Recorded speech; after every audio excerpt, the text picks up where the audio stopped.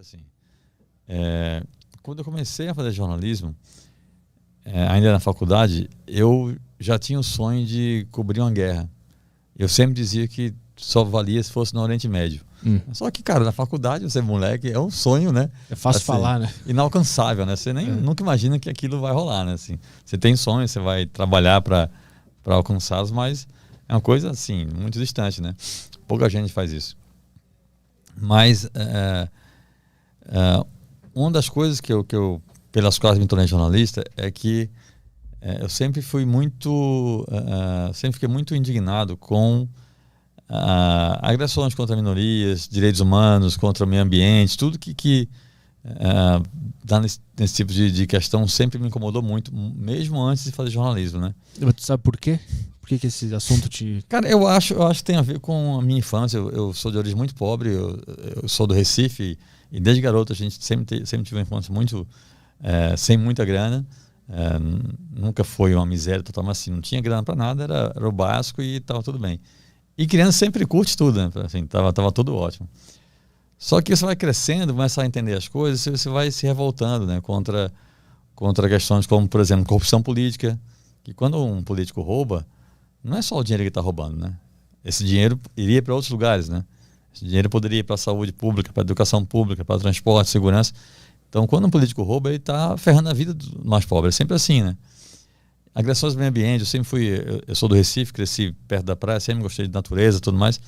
Então, também sempre fiquei muito revoltado contra agressões ao meio ambiente, contra os animais, a floresta e tudo mais.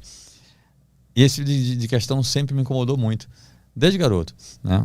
E aí, quando eu entrei no jornalismo, né, eu entrei muito para isso, para trabalhar, para denunciar esse tipo de coisa, né? E também para valorizar quem faz direito, né? Que é uma questão que, às vezes, nós jornalistas esquecemos que a matéria, para ser boa, não tem que ser só matéria negativa, né? Muitas vezes pode fazer uma matéria muito bacana, forte, contundente, relevante, socialmente, inclusive, por uma coisa bacana. Você pode fazer uma matéria bacana sobre um projeto ambiental que está dando certo, né? Não só mostrar coisas ruins, né? Eu também sempre fico muito ligado nisso, né? Em mostrar também os bons exemplos, entendeu? E assim foi, cara. Minha carreira foi caminhando e eu sempre focando nessas questões. É muito ligado em questões ambientais e de direitos humanos, né? O meu trabalho no dia a dia, em redação, é muito diferente do meu trabalho autoral, né, de escritor, né? Porque meu trabalho de escritor eu faço o que eu quero fazer, né? Eu lido com assuntos que eu quero fazer. O dia a dia na redação, quando eu vou trabalhar numa revista, ou num jornal, ou site, seja o que for, eu vou trabalhar para aquela empresa, para aquele veículo, né? Então tem um trabalho específico a fazer, né? No meu caso, como escritor, roteirista, autor, eu escolho os temas que eu quero trabalhar, né? Diferente, né?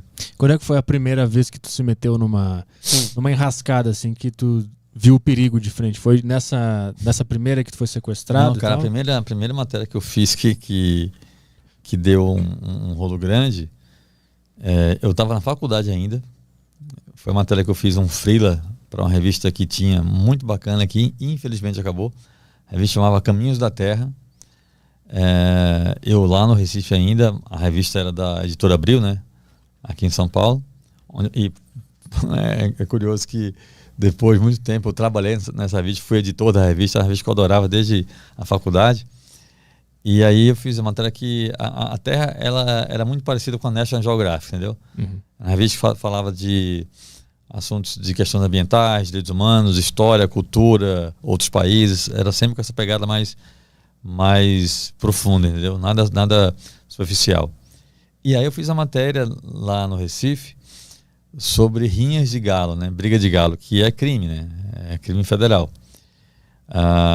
E eu fiz essa matéria denunciando os criadores de galo. Eu fui na rinha, eu e um fotógrafo fizemos fotos das brigas de galo, fizemos fotos dos donos, tudo. Peguei os nomes dos caras todos.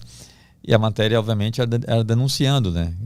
Esse crime, né? Mas vocês foram a paisana ou foram com as câmeras mesmo? Não, fomos eu e um fotógrafo, o cara com tudo máquina fotográfica. Eu falei que era fazer uma matéria, só que eu enganei os caras, né? Eu falei que a matéria era matéria para valorizar a cultura da briga de galo, né? Entendi. E os caras acreditaram, idiotas. Quem faz matéria sobre, né? Valorizando uma coisa errada, né?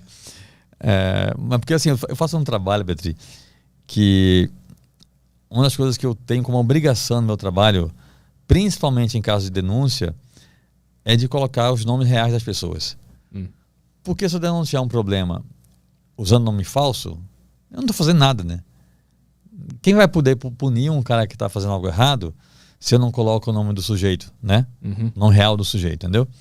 Então eu sempre trabalho com nomes reais. Todos os meus livros eu sempre coloco nomes reais de todos os envolvidos. E nesse caso eu queria fazer isso, eu queria denunciar os caras, né? Então, para poder ter, além dos nomes, as fotos, né? Cara, teve na matéria, tinha foto de dono de galo posando para foto sorrindo com um galo. O cara é um criminoso, sabe assim? Por quê? Porque eu falei que a matéria era bacana para valorizar a cultura da briga de galo. E assim eu tive a matéria com o nome de todos eles, com foto dos caras. Todo mundo que saiu na matéria, tava lá os nomes reais, foto do cara. Tinha um cara que era empresário, tinha um cara que era deputado. Era nesse nível o negócio. Até porque a rinha de galo é um negócio que não é barato. E aí quando saiu a matéria, né, denunciando os caras, eles não ficaram muito felizes. E aí foi a primeira vez que eu recebi ameaça de morte. Eles ligaram, na época eu trabalhava, eu era estagiário, né? Eu estava na faculdade ainda e era estagiário do Diário de Pernambuco, jornal lá do Recife.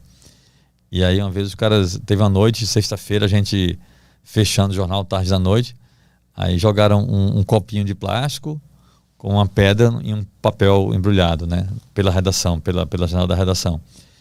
E aí ali naquele papel tinha uma ameaça. Ligaram para minha casa. Foi triste porque eu tenho uma irmã que é 7 anos mais nova do que eu. Na época eu tinha 25, 26 por aí. Eu não estava em casa, minha irmã deu o telefone e era um cara me ameaçando, entendeu? Ela ficou nervosa, enfim.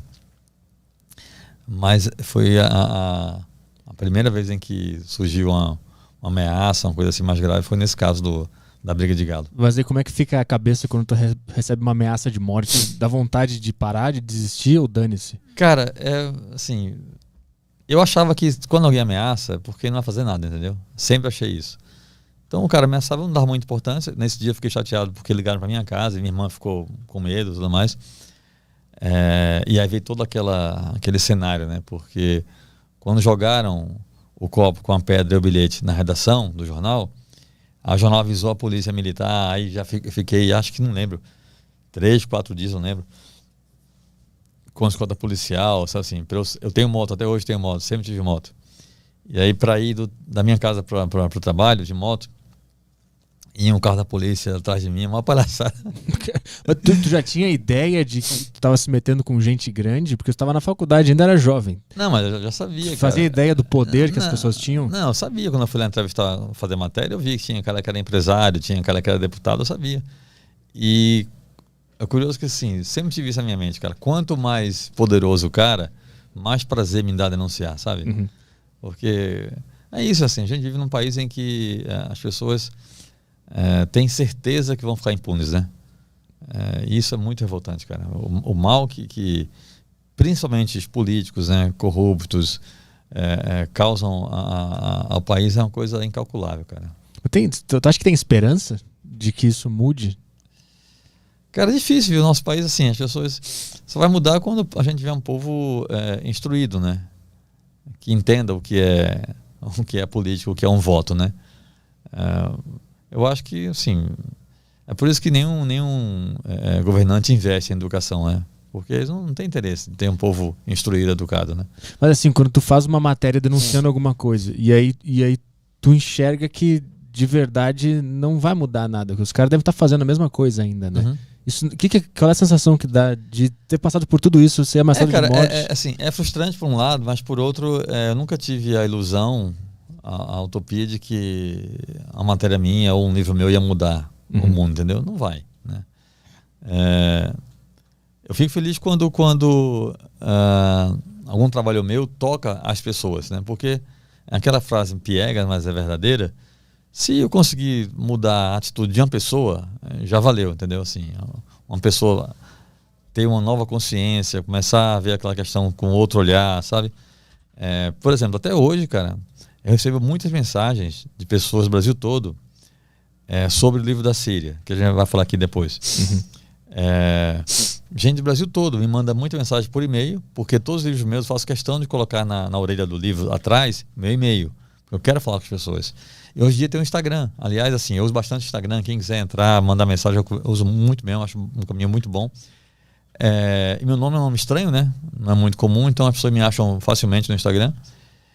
E muita gente manda mensagem dizendo, cara, graças ao seu livro eu passei a ter uma visão, nesse caso específico do livro da Síria, né? Eu passei a ter uma visão diferente do povo muçulmano.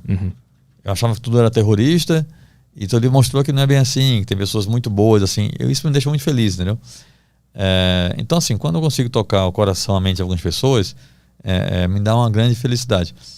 Mas, ao mesmo tempo, é revoltante você fazer um trabalho, assim, do jeito que eu faço, como eu te falei, sempre colocando os nomes reais das pessoas envolvidas, e você vê que aquelas pessoas continuam fazendo, entendeu? É a mesma coisa, né?